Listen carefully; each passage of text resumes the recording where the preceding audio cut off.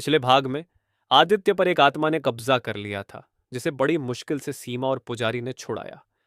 जाते जाते आत्मा ने कहा, मैं अकेली नहीं थी, अब और आएंगे। अब कहानी एक नए मोड़ पर पहुंच गई थी। तो आइए जानते हैं आगे क्या हुआ। आप सभी से मेरी रिक्वेस्ट है, अगर कहानी अच्छी लगे तो चैनल को लाइक सब्सक्राइब करना ना भूले। तो चलते हैं कहानी की ओर। 3 महीने बीत चुके थे, सब कुछ सामान्य लग रहा था। आदित्य वापस अपने काम में लग गया था, लेकिन फिर एक रात उसे एक खौफनाक सपना आया। सपने में वह एक वीरान और जला हुआ शहर देखता है। हर तरफ खंडहर, जले हुए घर, टूटी हुई सड़कें और अजीब सी चीखें। सपने में एक नाम गूंजता है, जोधरा। जब आदित्य सुबह उठा तो उसका पूरा शरीर पसीने से भीगा था। दिल की धड़कन तेज थी और वह सपने की हर तस्वीर को साफ साफ याद कर पा रहा था। आदित्य ने यह सपना सीमा और राहुल को बताया। सीमा का चेहरा सफेद पड़ गया। जोधरा, ये नाम मैंने सुना है, बचपन में दादी से। वो कहती थी कि वहां कुछ हुआ था, बहुत भयानक। वहां कोई लौट कर नहीं आता। राहुल बोला, तो अब क्या करें? आदित्य ने कहा, हमें वहां जाना चाहिए। ये सपना नहीं, कोई बुलावा लग रहा है। तीनों ने किताबों, पुरानी लाइब्रेरी और इंटरनेट से जानकारी इकट्ठी की। पता चला कि जोधरा एक असली जगह थी, जहां सालों पहले तांत्रिकों ने भयंकर साधनाएं की थीं। फिर एक दिन पूरा शहर एक ही रात में तबाह हो गया। कोई भी नहीं जानता कैसे। अब वहां कोई नहीं जाता। अगली सुबह तीनों कार में सवार होकर जोधरा की ओर निकले। जैसे ही वे जोधरा की सीमा में पहुंचे, मोबाइल का नेटवर्क चला गया। घड़ी बंद हो गई। कार की लाइटें अपने आप जल बुझने लगी। शहर में घुसते ही हर गली सुनसान थी। मकानों के दरवाजे टूटे हुए, खिड़कियों से कोई झांकता दिखता, मगर जब पास जाते वहां कुछ नहीं होता। दीवारों पर खून के छींटे और जमीन पर जली हुई चूड़ियां और राख। उन्होंने एक पुरानी हवेली में रात बिताने की सोची। रात होते ही अजीब अजीब आवाजें आने लगीं, खिड़कियां अपने आप खुलने लगीं और दीवार पर किसी ने उंगली से लिखा, तुम आ गए, अब कभी जा नहीं सकोगे। आदित्य को कमरे के कोने में एक बूढ़ी औरत दिखी। उसका चेहरा जला हुआ, आंखें सफेद।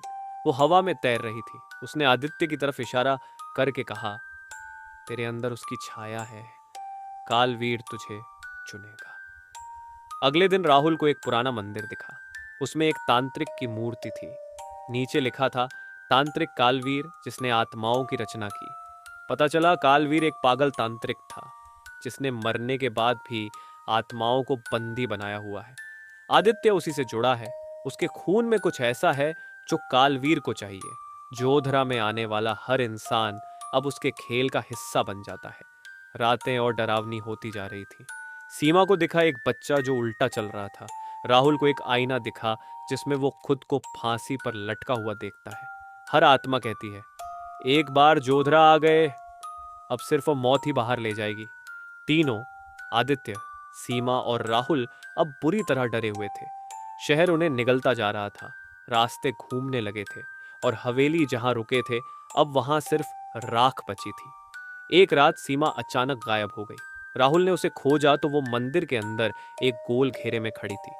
चारों ओर जली हुई लाशें और एक काले साए ने उसे घेर रखा था। वो मुझे ले जाएगा, सीमा फुसफुसाई, मैं अब इसकी हूं। राहुल कुछ करने ही वाला था कि पीछे से एक तेज चीख आई, आदित्य की। जब राहुल आदित्य के पास पहुंचा तो उसने जो देखा वो अकल्पनीय था। आदित्य के हाथ जल रहे थे, उसकी आंखें सफेद हो चुकी थीं और वो मंदिर की दीवार पर वही प्रतीक बना रहा था जो सपने में दिखा था, कालवीर का चिन्ह। राहुल चिल्लाया, आदित्य, तू ये क्या कर रहा है? आदित्य की आवाज अब दो लोगों की लग रही थी। मैं ही कालवीर हूं और मैं कभी मरा ही नहीं था। मैंने खुद को फिर से जन्म दिया, आदित्य के रूप में। अब कहानी साफ हो रही थी। आदित्य का सपना, उसका खिंचाव जोधरा की ओर, आत्माओं का डर, ये सब कालवीर की ही चाल थी। उसने खुद को एक बच्चे के रूप में पुनर्जन्म दिया था ताकि वो अपने लोगों को फिर से जीवित कर सके। और राहुल, वह सिर्फ एक मोहरा था। लेकिन राहुल हार मानने वालों में से नहीं था। राहुल को मंदिर में एक ग्रंथ मिला, महाभूत विध्वंस मंत्र, जिसे पढ़ने से सभी बंधी आत्माएं मुक्त हो सकती थीं। लेकिन शर्त थी, मंत्र पढ़ते वक्त पाठक की आत्मा पूरी तरह शुद्ध होनी चाहिए, वरना वही शिकार बन जाएगा। राहुल ने तय कर लिया। जैसे ही कालवीर, आदित्य और सीमा, जो अब उसकी सेविका बन चुकी थी, उसे मारने आए, राहुल ने मंत्र शुरू किया। आसमान काला हो गया, मंदिर कांपने लगा। मंत्र के अंतिम शब्द बोलते ही राहुल के शरीर से सफेद रोशनी निकली और पूरे चौधरा को घेर लिया। हर आत्मा की चीख गूंजी, हम मुक्त हो गए, अब हम आजाद हैं। कालवीर की आत्मा चिल्लाई, नहीं, ये मेरा शहर है। और अगले ही पल एक भीषण विस्फोट हुआ। अगली सुबह कोई जोधरा की जगह पर गया, वहां कुछ नहीं था। ना कोई इमारत, ना कोई राख, ना कोई निशान। बस एक पुरानी ईंट पर लिखा था, राहुल, जिसने मरे हुओं को शांति दी। सीमा और आदित्य दोनों गायब थे।